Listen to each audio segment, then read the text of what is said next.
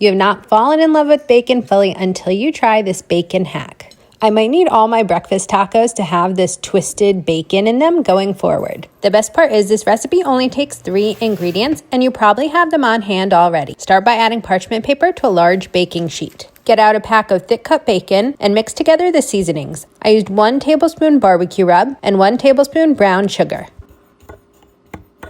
Give that a mix, then it's time to prepare the bacon. I like to use the thick cut bacon, and the secret here is to just take your fingers and wound each end up as much as possible. It is going to unravel a little bit when it hits that baking sheet. One thing you can do is push down the edges into the parchment paper, which will help it stick a little bit. I like to make sure there's a little room in between each one, and then it's time to add the seasonings. Use about 2/3 of the seasoning mix on top of the bacon, and then you're going to pop these in the oven. Bake the twisted bacon at 400 degrees Fahrenheit for about 20 minutes. Flip them over, sprinkle the rest of the seasoning on top, and then pop them back in the oven. You're going to want to bake for another 10 to 20 minutes. Just keep checking on them to see how they're cooking. I like to pat the bacon dry with paper towel, and then it's ready to plate. They're perfectly crispy, savory. They kind of melt in your mouth because the bacon's been twisted. They're really delicious. Don't forget to sign up for my Foodie Fridays email list at Sip Bite Go.